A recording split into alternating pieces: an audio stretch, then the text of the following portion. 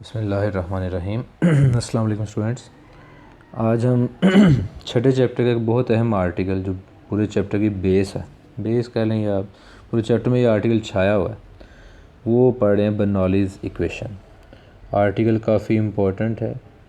इसमें से MCQs, short question, short answer कहना चाहिए, न्यूमेरिकल्स भी, ठीक है, और हर तरह से ये लॉन्ग क्वेश्चन इम्पोर्टेंट क्वेश्चन है। इसकी एप्लीकेशन बहुत सारी है, तो ये शुरू करते हैं। सबसे पहले कहते हैं ये as the fluid moves through a pipe of varying cross section, दो चीज़ें वेरी, क्रॉस सेक्शन एरिया भी वेरी कर रहा है and height, the pressure will change along the pipe. ठीक है, मेन डेफिनेशन स्टेटमेंट जो है वो आगे स्टार्ट हो रही है यहाँ से कि Bernoulli's equation is the fundamental equation in fluid dynamics that relates pressure to fluid speed and height. तीन उसने नाम लिए जिनको ये रिलेट करती है, प्रेशर, फ्लूइड की स्पीड और हाइट के साथ। ठीक है, तीन इसकी मैथमेटिकल फॉर्म्स होंगी और दो इसकी स्टेटमेंट, एक बुक में स्टेटमेंट है, एक स्टेटमेंट मैं आपको लिखवा देता हूँ। ठीक है जी, तो देखते हैं। सबसे पहले इसकी जो मैथमेटिकल फॉर्म है वो सुन लें, वो क्या है वो देख लें आप। बुक के मुताबिक दो मैथमेटिकल फॉर्म्स आएंगी इसकी, P1 plus rho GH1 plus half rho V1 square is equal to P2 plus rho GH2 plus half rho V2 square. पहली ये, दूसरी फॉर्म एक आएगी, वो बाद में एक्सप्लेन भी करता जाऊँगा आपको, कि P plus rho GH plus half rho V square is equal to constant. ये तो बुक में दो लिखी होंगी ना, तो इनको हम बुक से ही देख लेंगे। जो तीसरी फॉर्म बुक में नहीं लिखी वो मैं आपको बताता हूँ, और वो एंट्री टेस्ट वगैरह में काफ़ी आ भी जाती है, इम्पोर्टेंट भी है, तो वो देखते हैं क्या है। ठीक है, वो जो तीसरी फॉर्म है मैं यहीं से फार्मूला डिराइव करने लगा हूँ, तो आपने गौर करना है ज़रा फार्मूले पे। लें जी, वो तीसरा फार्मूला है, प्रेशर को एज इट इज़ रहने दें, जो डेंसिटी है उसको मैस ओवर वॉल्यूम पुट कर दें, साथ GH प्लस हाफ, फिर डेंसिटी जो रो है उसको मैस ओवर वॉल्यूम पुट कर दें, साथ वेलोसिटी का square is equal to constant. मुझे आपने बताना है कि ये चीज़ क्या है, ये mgh क्या चीज़ है, पोटेंशियल एनर्जी, और ये हाफ mv स्क्वायर क्या चीज़ है, काइनेटिक एनर्जी। तो यहाँ से फार्मूला फिर पता क्या बनता है, pressure plus potential energy per unit volume plus kinetic energy per unit volume, इन तीनों चीज़ों का सम क्या है, कांस्टेंट। ठीक है, ये तीसरी मैथमेटिकल फॉर्म है जो बुक में लिखी नहीं, लेकिन MD कैट वगैरह में आ जाती है। एक स्टेप की देखिए आप, डेरिवेशन है बड़ी सिंपल सी, कोई रॉकेट साइंस नहीं है, तो ये भी आपने नोट कर लेनी है। तो तीन इसके मैथमेटिकल जो फॉर्म्स हैं, पहली ये सबसे ऊपर बुक में मौजूद है, दूसरी भी बुक में मौजूद है, तीसरी बुक में मौजूद नहीं। जो तीसरी फॉर्म है इसके मुताबिक स्टेटमेंट क्या बनती है, एक तो स्टेटमेंट मैंने बुक से आपको बता देना, पहले पैराग्राफ में लिखी है, Bernoulli's equation is the fundamental equation in fluid dynamics that relates the pressure to fluid speed and height. अच्छा, यहाँ से क्या स्टेटमेंट बनती है वो सुने, the sum of pressure, potential energy per unit volume and kinetic energy per unit volume for a flowing fluid, किसी भी फ्लूइड के लिए। या इसको आप ऐसा कर सकते हैं कि ये आप शुरू में लिख सकते हैं, कैसे, मैं इसको थोड़ा सा चेंज कर देता हूँ, ज़रा बेहतर कर देते हैं कि यही जो डेफिनेशन है इसको आप चेंज कर देते हैं। हम उसको ऐसे लिख लेते हैं कि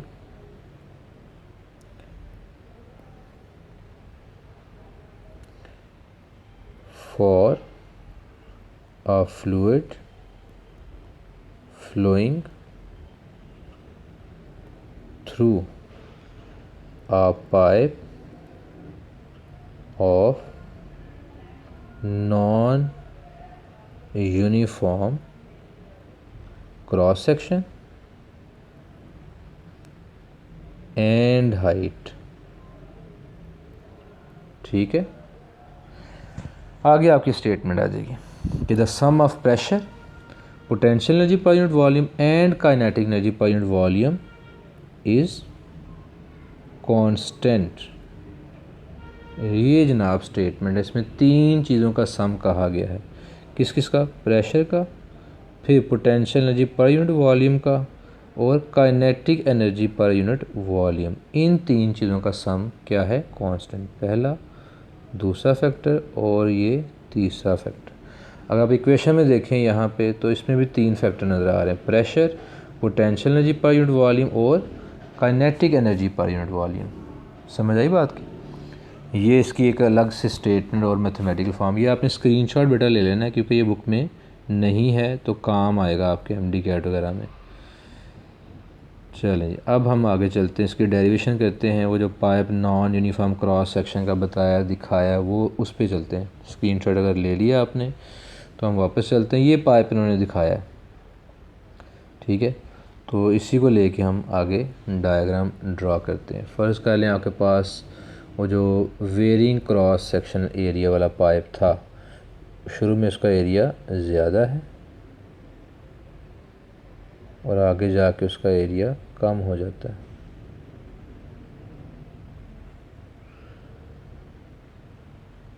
ऐसे।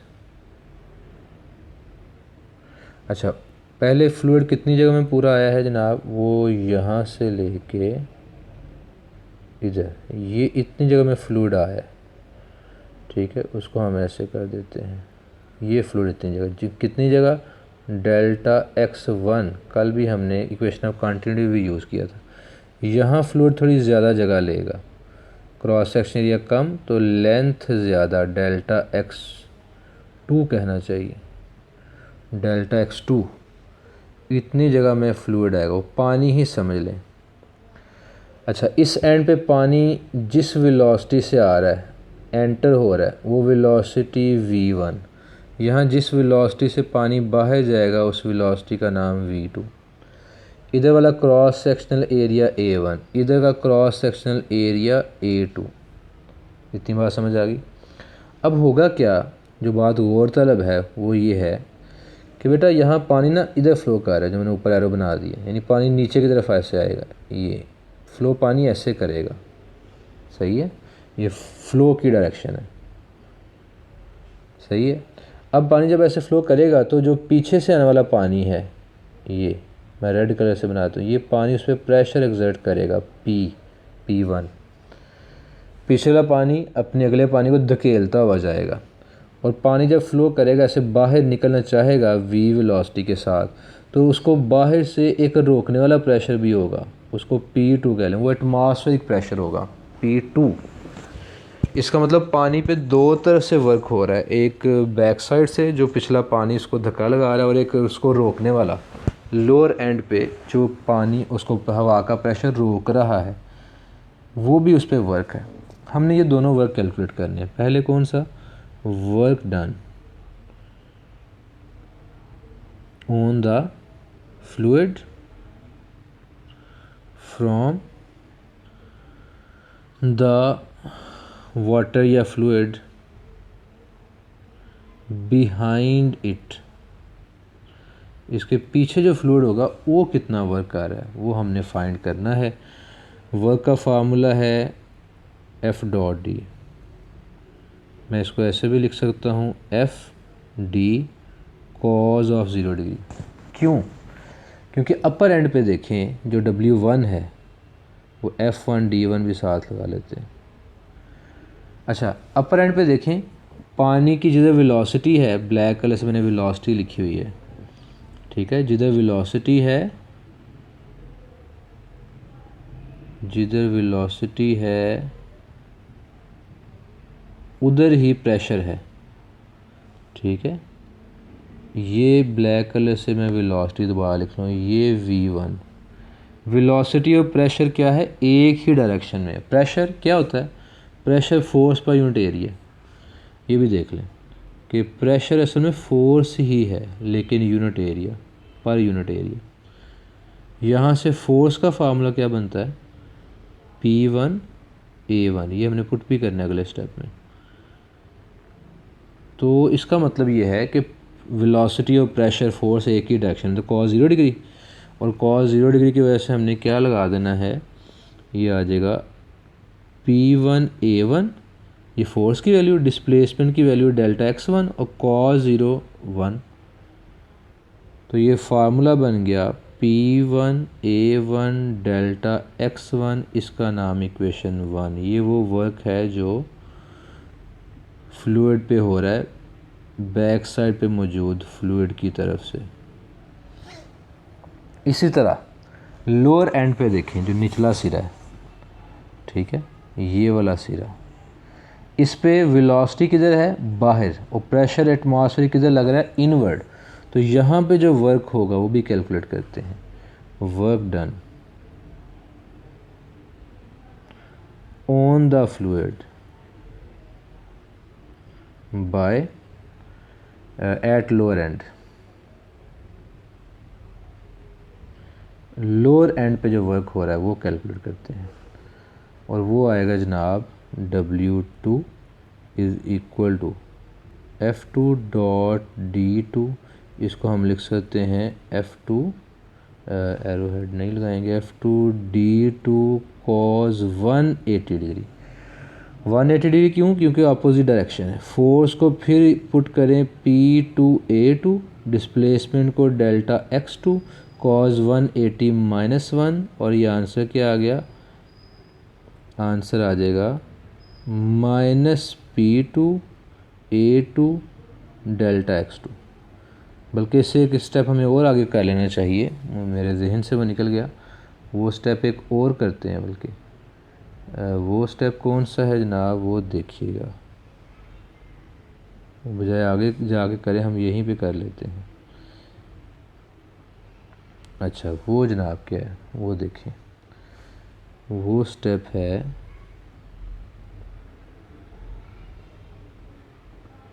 इसी वर्क को हम ये लिख सकते हैं W1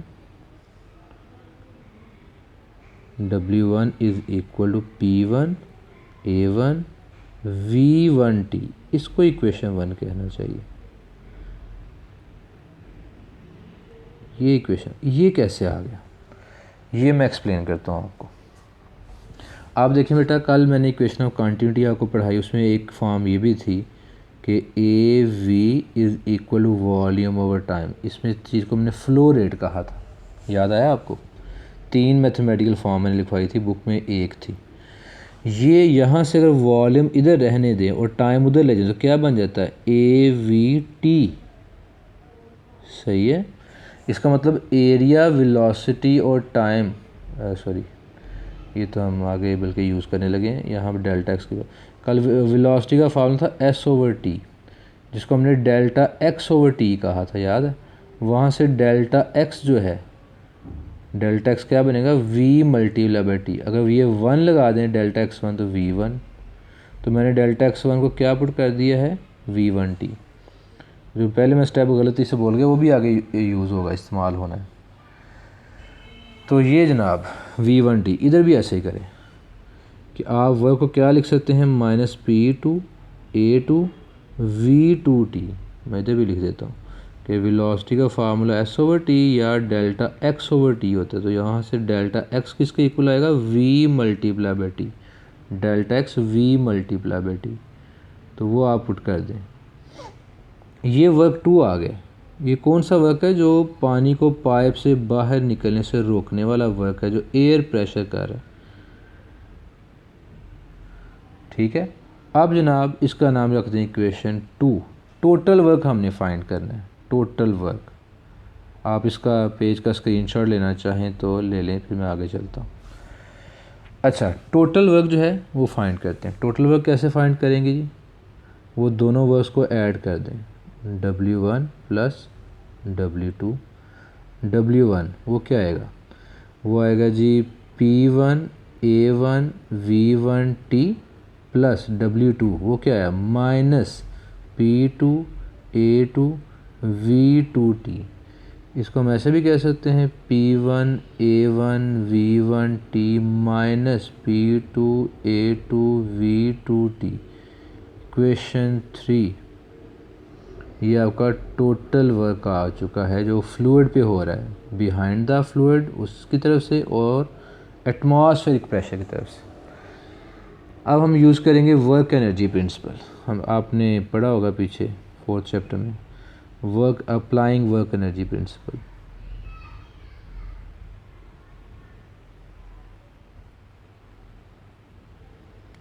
वर्क एनर्जी प्रिंसिपल ये कहता है कि किसी भी बॉडी पे जितना वर्क करते हैं उतनी उसकी एनर्जी में चेंज आ जाता है। आप मुझे बताएंगे जो पिछला केस है इसमें चेंज किस में आएगा, पोटेंशियल एनर्जी में या काइनेटिक एनर्जी में, बताएं। दोनों में चेंज आएगा। क्यों दोनों में चेंज आएगा उसके लिए मैं आपको ये बताता हूँ। बुक में अगर आप डायग्राम देखेंगे तो इस पाइप की ना हाइट, ये फ़र्ज़ कर लें ज़मीन है ये, तो यहाँ सेंटर से हाइट ये वाली H1 और ये जो दूसरा अपर एंड था उसके भी सेंटर की ये देखें H2 हाइट ली हुई है। इसका मतलब जब फ्लूइड यहाँ से फ्लो करके नीचे आएगा तो उसकी हाइट में क्या होगी, कमी। तो हाइट में कमी की वजह से क्या होगा, पोटेंशियल एनर्जी कम हो जाएगी। दूसरा काइनेटिक एनर्जी में इजाफा भी होगा, पोटेंशियल एनर्जी डिक्रीज़ होगी और काइनेटिक एनर्जी इंक्रीज़ होगी। पहली बात तो ये एक किस्म की एनर्जी में कमी अगर होती है, दूसरी में इजाफा होता है, क्योंकि टोटल एनर्जी कांस्टेंट रहती है, एक वजह। दूसरी वजह फ्लूइड नीचे आ रहा है तो उसकी वेलोसिटी बढ़ेगी। तीसरी रीज़न हमने इक्वेशन ऑफ कंटिन्यूटी में पढ़ा था, ये रिलेशन याद है आपको। अगर एरिया कम होगा तो वेलोसिटी ज़्यादा होनी चाहिए कि नहीं, एरिया कम तो वेलोसिटी ज़्यादा। और नीचे देखें पाइप का निचले एंड पे एरिया कम हो रहा है, पाइप का एरिया कम तो वेलोसिटी ज़्यादा, जिसकी वजह से काइनेटिक एनर्जी भी ज़्यादा हो जाएगी। चलें, इसका मतलब दो एनर्जी में चेंज आया है, तो इसका मतलब हमारे पास जो वर्क होगा ना, वर्क डन, वो आएगा कुछ पोटेंशियल एनर्जी में चेंज के इक्वल प्लस कुछ काइनेटिक एनर्जी भी चेंज होगी। दोनों चेंजेस लिखने हैं आपने। Work done on body equal the change in its energy, दो एनर्जी में चेंज हो रहा है। पोटेंशियल में चेंज निकालें, चेंज कैसे निकालते हैं, final minus initial. Final potential energy क्या होगी, mgh2 जो बाद वाली हाइट थी। इनिशियल काइनेटिक पोटेंशियल एनर्जी क्या होगी, mgh1, ये change in potential energy plus change in kinetic energy कैसे निकालेंगे, half mv2 square minus half mv1 square. Final kinetic energy में से इनिशियल काइनेटिक एनर्जी माइनस कर दें और वर्क को हमने क्या लिखना है वो, बल्कि इधर भी और सिंप्लीफाई कर ले हम थोड़ा सा, इसको और नीचे ले जाएं। आज स्टेप ज़रा बाद में याद आ रहे हैं, वो हमने क्या करना है ज़रा गौर से देखिएगा बेटा। हम ये करेंगे कि इसी स्टेप को, यही जो स्टेप है थोड़ा सा और चेंज कर लेते हैं। वो क्या, वो देखें हमने क्या करना है। इसमें ये करें, ये जो तीनों चीज़ें हैं इनका प्रोडक्ट वॉल्यूम के इक्वल है। कैसे, जो मैं पीछे स्टेप बता रहा था और वो फिर मैंने चेंज कर दिया।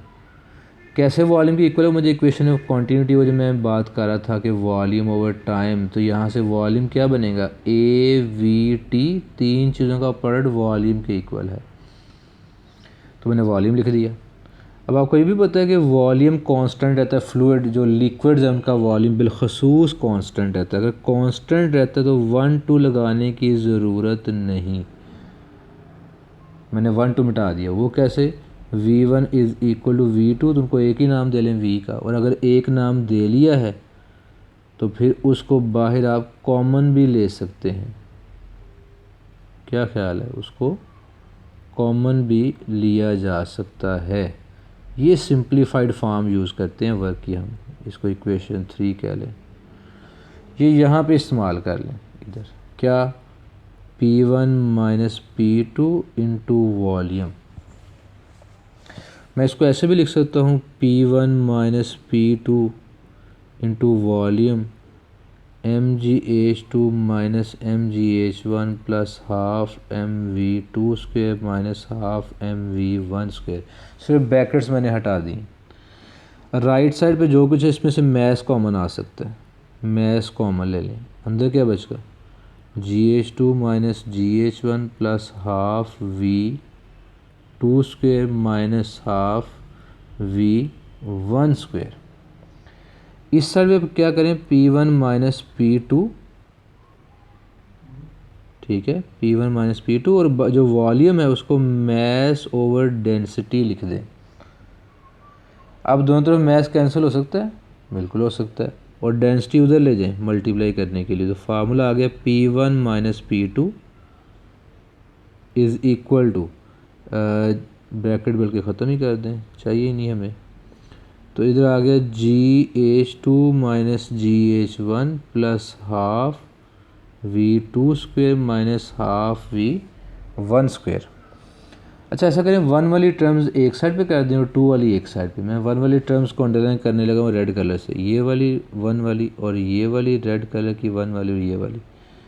इधर जो 2 रेड कलर की हैं ये उधर जाके प्लस भी हो जाएंगी। तो देखते हैं जनाब, इस साइड पता क्या बन जाएगा P1 plus GH1 plus half rho V1 square is equal to, ये P2 उठा के इधर ले आए और पहले से जो 2 वाली टर्म्स हैं वो भी इधर रहेंगी। P2 plus GH2 plus half rho V2 square. पहली जनाब फॉर्म ये आ गई जिसकी मैं बात कर रहा था, बर्नौलीज़ इक्वेशन की फर्स्ट मैथमेटिकल फॉर्म ये है, ठीक है। उसके आगे चलते हैं। आपको मैंने बताया था कि जब एक तरफ 1 1 के साथ वैल्यूज़ लिखी हों, जैसे A1 V1 is equal to A2 V2, तो आप उनको एक ही तरफ लिख के आगे क्या लगा दें कांस्टेंट। पहली एग्जांपल ये। दूसरी एग्जांपल दी बॉयल्स ला के P1 V1 is equal to P2 V2 या PV is equal to constant. यानी एक तरफ 1 के साथ वैल्यूज़ लिखी हूँ, दूसरी तरफ 2 के साथ लिखी हूँ, तो उनको एक ही तरफ लिख के आगे कांस्टेंट लगाया जा सकता है। तो वही काम जनाब हम यहाँ पे करने लगे हैं कि आप एक ही तरफ लिखें, एक ही तरफ क्या लिखें,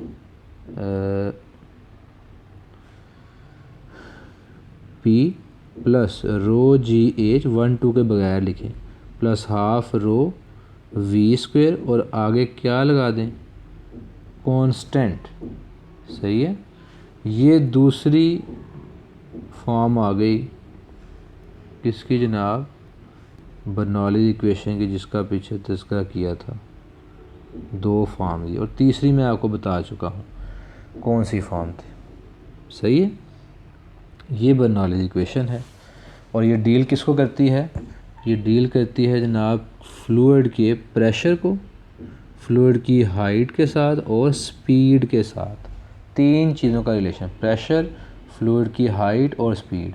और बुक में जो स्टेटमेंट है उसमें इन्हीं तीनों चीज़ों का तज़किरा भी मौजूद है। नेक्स्ट लेक्चर में ना हम इसकी एप्लीकेशंस पढ़ेंगे, बहुत एप्लीकेशंस हैं इसकी डेली लाइफ में। तो बेटा इसका भी आपने अगर स्क्रीनशॉट लेना है तो आप स्क्रीनशॉट ले लें और फिर देखें डेरिवेशन समझ आती है कि नहीं। कल से इंशाल्लाह इसकी एप्लीकेशंस हम करेंगे। तो आज के लिए इतना ही। बहुत शुक्रिया बेटा, अल्लाह हाफिज़।